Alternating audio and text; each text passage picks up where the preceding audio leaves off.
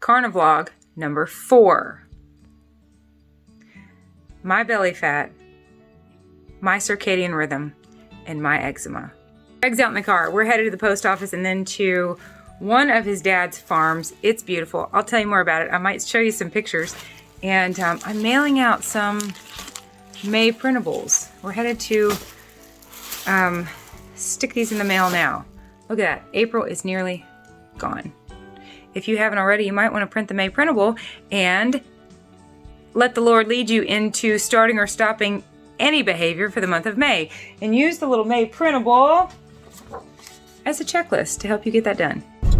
Okay, so we're on our way to that farm. Greg, say hi. Hi. This farm is 1,300 acres of reclaimed ground. What does that mean? It was strip mined about 30 years ago. It was strip mined about 30 years ago. What were they mining? Coal. Coal. And so it was void of nutrients. So we have bought it and come back in. When did we buy it? 10 years ago? Yeah, probably. And have irrigated it and put nutrients back in it. How do we put nutrients back in it? Commercial fertilizer and biosolids from wastewater treatment plants and some chicken processing plant byproducts. It's like the plant that processes chickens. It's all the stuff that they can't use. Okay, commercial fertilizer, biosolids, and stuff that chicken processing plants can't use. And now the ground is fertile again, and are there crops on it or just cattle? Just cattle, lots of cattle. How many heads of cattle are on this farm we're headed to? Maybe 700. 700, but here's what I really want to point out. Biosolids. Fun fact, biosolids is dehydrated human poop. Isn't it? It looks like a big pile, huge pile, like bigger than this, like huge piles when a dump truck load. We get it from a town nearby. And it looks like an enormous pile, like the size of a barn, or a suburban, small barn, maybe an outdoor building. And it's like black powder. Is it like powder? It stinks. Imagine that. It doesn't smell like human poop, but it stinks.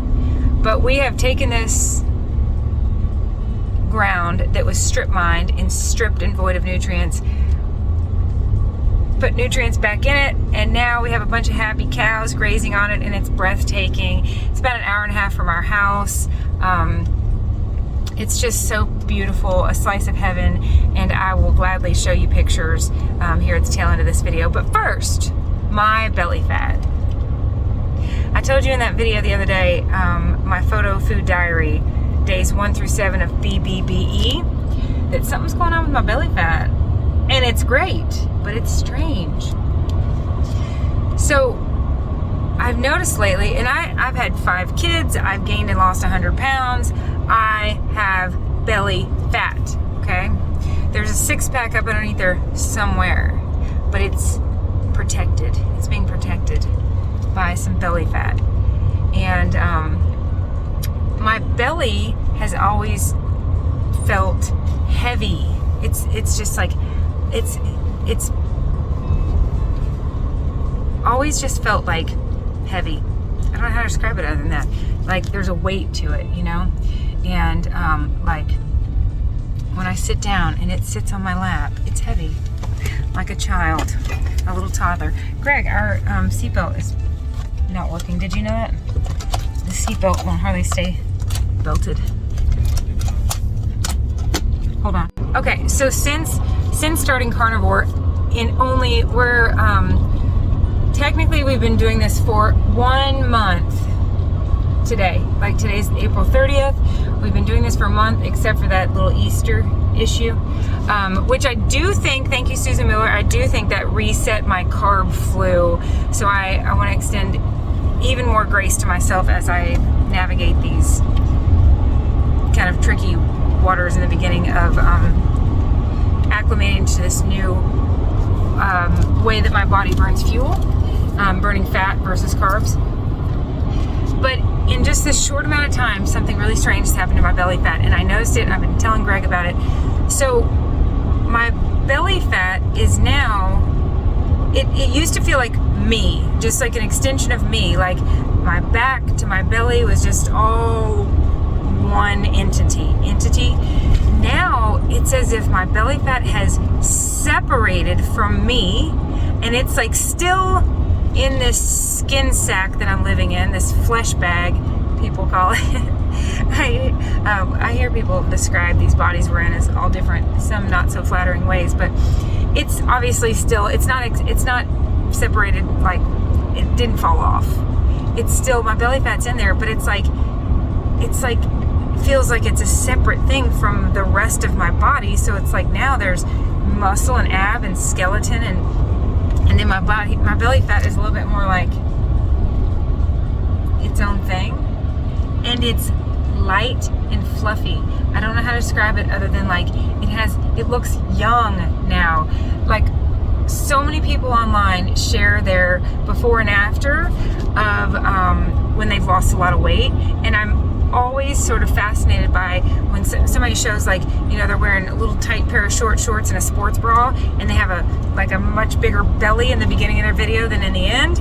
And in the beginning of their video, their belly still looks like so tan and smooth and young. It just looks young. It does not look like what my belly looks like. Wrinkles, stretch marks, veins, I don't even know what, just not like these cute little bellies that I see on these people that have lost a lot of weight. But again, it looks like the little belly of like a little 5-year-old kid. It's just so cute. My belly fat now, I'm telling you all this for a reason. Not a very good or interesting reason, but for a reason. My belly fat now, instead of having this heaviness to it, it's like looking like that. It's like looking more youthful. Yes, there's still some interesting data on there from 5 kids and a bunch of C-sections, but it's as if my skin is thicker, not as wrinkly. And I believe it probably is because when we eat animal products, we are eating collagen, and we are eating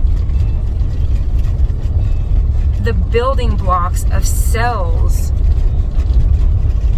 the cartilage and the collagen that's in the foods that we're eating, that all Greg and I are eating as animal products. And it sort of seems as if the water that was in my belly before is not there anymore. And it's being replaced by building blocks. What I'm telling you is my body is changing on a cellular level, and I can see it and I can feel it. And here's my analogy. Some of my kids like memory foam pillows. I don't. They weigh 40 pounds. They're so dense. My belly has gone from a memory foam pillow to like a little $3 Dollar General store pillow. It's just light and fluffy. Like the difference between Play-Doh and then some other kind of squishy substance from the dollar store that's like marshmallowy, light. It's like so much lighter. I don't know. That's all I got for you. It's hard to describe, but in just this amount of time, I can tell a huge difference in the composition of my belly fat. My circadian rhythm. I'm noticing that I can barely function and stay awake after like 8 or 8:30 at night. I was at the ballpark the other night for Mary's baseball game. It was so crowded, so many people. A lady last night at the spring festival at my kids' school said, it's so people-y out today. It was very people-y out that night, and I was not in the mood. I just did not feel good. And when I got home, I told my husband, I'm starting to realize that not feel good feeling at about 8 o'clock at night is tired. It's just tired. So I go to sleep, and I sleep really, really well until like 5:30, and I wake up and I feel fantastic and refreshed. And these early morning hours are like my best hours of the day, which is where we are right now. It's 8:45. I woke up at 6:30. It's Saturday. I woke up at like 5:30. I actually went back to bed for a little bit. Greg was headed to this farm. He said, do you want to go? I said, yes, I do want to go. So I hopped up and got those packages ready to mail. This is definitely the time of day where I feel my best. Not that it's all downhill from here, because I really feel really, really good until 5 or 6 in the evening, and then I start feeling tired. But that's so different for me, because I used to use carbohydrates to like force myself to keep going all day long, and then a big dose of carbohydrates at 7, 8, 9 o'clock at night when we would start having some fun. So yesterday I ate 3 burger patties, 3 pieces of bacon. You'll see them on my photo food diary next Thursday if you watch. I ate that at 1:45. By the time we went to this spring festival and we were having fun with the kids, and it was a big fun night, it was 6 o'clock, 7 o'clock, 7:30. I went back in the cafeteria to get hopefully some burgers, and all they had was pork chops and hot dogs. And I'm taking a big break from everything from beef, butter, everything but beef, butter, bacon, and eggs for 30 days. I did not want the pork chops. I did not want the hot dogs. For one thing, I did not want the histamines. I'm going to talk about my eczema here in just a second, but we left there at 7:45, and I still wasn't starving. All I had had all day long was those 3 beef patties and 3 pieces of bacon, and I told Greg, let's just be done. I'm going to go home and go to bed. Normally we would have gone out to dinner, and I would have gotten drunk, but probably more specifically high. Yes, I do love a frozen margarita. I used to. But high on all the sugar, all the flour, and then been able to just sort of pass out. But at 7:45 at night, I don't want to put a brick of beef in my belly. So I didn't even want to go out, and I was already nice and tired. My body is functioning without me trying to manipulate it into functioning. I love, in one of those 75 videos, in that up underneath the Juicy Secret, I have my carnivore playlist. In one of those videos, one of the doctors says, your body doesn't need your help. Now that I have gotten all the sugar out of my diet, my body is doing its own thing, and it is having me fall asleep at night and wake up in the morning and eat during daylight hours. This is very new to me. So we just went home at 7:45, and I went to bed. Greg ate some beef jerky, and then he went to bed. But I'm finding that I do okay sometimes just eating once a day, because when I eat this way, I am genuinely not hungry most of the day. And then, like I said, at 7 or 8 or 9 o'clock at night, that's when I used to binge my brains out. Didn't I, Greg? Yep. You remember that? Yep. What would I go? I would go to the kitchen and eat what? Chips and cheese, or anything you can find. Marshmallows. Yes. Chocolate, peanut butter. Yes. Thank you. Okay, those are the 4 things for sure. Chocolate, peanut butter, chips, and cheese. At night, stuff myself. Silly. And then go to bed. That caused weight gain. So, this is fascinating to me, having my brain function this way simply by changing my diet. I listened to a little video yesterday where someone said, when you take your dogs, you take your animals to the vet and they've been really sick, the first thing the vet says is, what have they been eating? That's not so much the case with human beings. I'm starting to realize what we eat has everything to do with how our body functions, which makes perfect sense because it's the fuel we're running on. And I will go ahead and link below. I'll link a little short that I watched yesterday. I can't remember her name at the moment, Gina. She's talking to Dr. Sean Baker. They're having a conversation. But she said the legume industry, the fruit and vegetable industry, the nut industry, all these people lobby to influence the American dietitian guidelines, the dietary guidelines. It is in the guidelines that we should have so many grams of soybean oil every day. Soybean oil in the 1980s was deemed inedible, and now we're recommended a certain amount. Let's think critically. Let's question that. Maybe these corporations that are desperate to influence what's recommended to us to eat, maybe they have a, what's it called, a dog in the race? Maybe they have a vested interest. Maybe it would benefit them financially to tell us to consume this total crap. So my circadian rhythm is in a new rhythm that's really wonderful, and I'm learning to just go with the flow. So at night when I start feeling really bad, I'm realizing that bad feeling is tired. That bad feeling is my body saying, you were at 100% and then you were at 75 and then you were at 40. Make it into bed before you get to 0. My circadian rhythm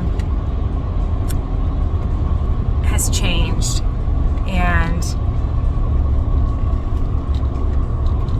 it is absolutely aligning with daylight and dark, and I have energy when in theory I should. Now if you work third shift, this is different for you. You're going to need energy throughout the night, but I don't, and it's been really, really wonderful. I wanted to report, after having done this for basically a month, this is definitely something that I'm noticing. My body, my ghrelin, my leptin, my serotonin, my melatonin, my cortisol, everything is functioning better than ever. My eczema is practically gone.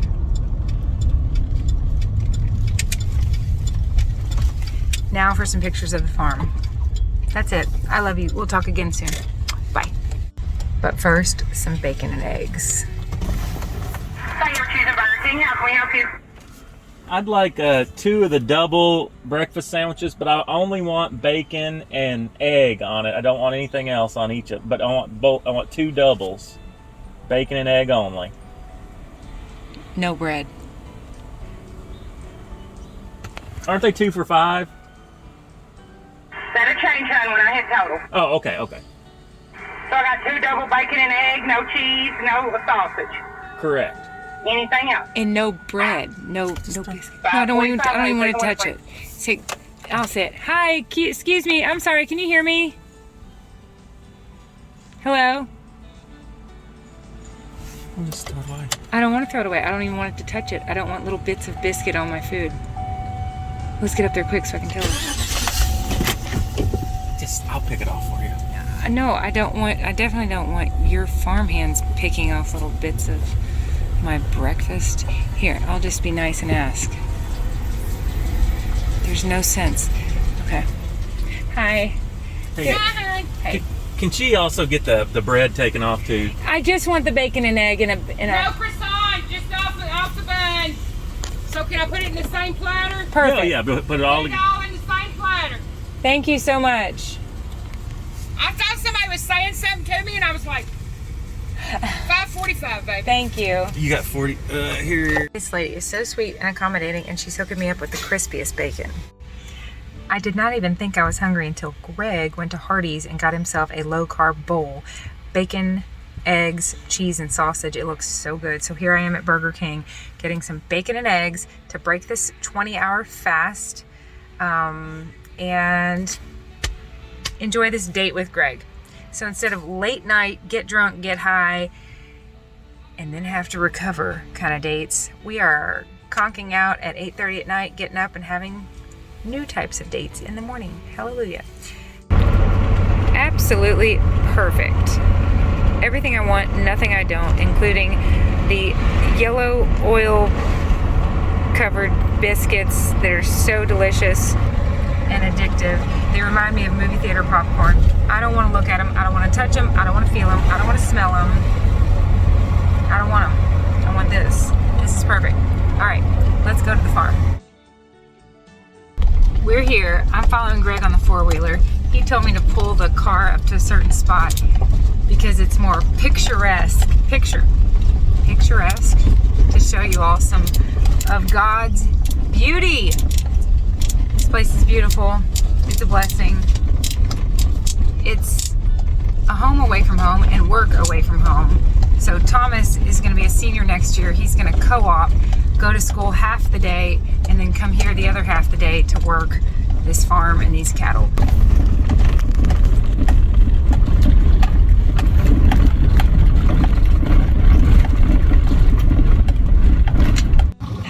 Okay, come on.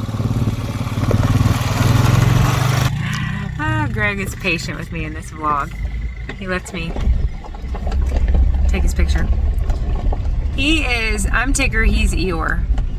He's very, very laid back. I tell everybody he's been in the same mood since the day I met him, and it's a good mood. He's a nice guy. I could go on and on, actually. He's awesome.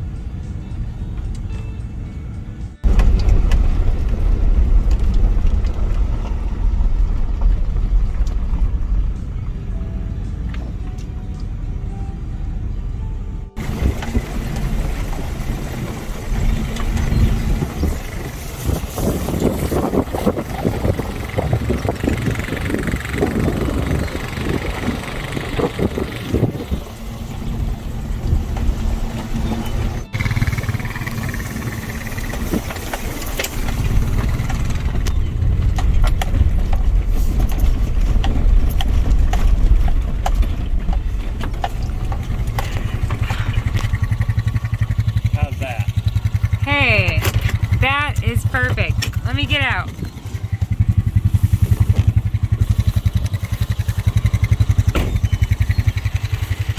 This is beautiful. All right. I don't know if y'all noticed, but Greg was on his phone while he was driving the four-wheeler. Greg, how many phone calls do you send and receive every day on average? I do not know. It's in the hundreds because he is a cattle broker and he's constantly connecting buyers with sellers. He's very good at what he does. Okay, Greg, This is the end of this vlog. This is CarniVLOG number 4, where I'm vlogging our carnivore experience. How has it been for you so far? All right, it's adjusting the stomach issues is all.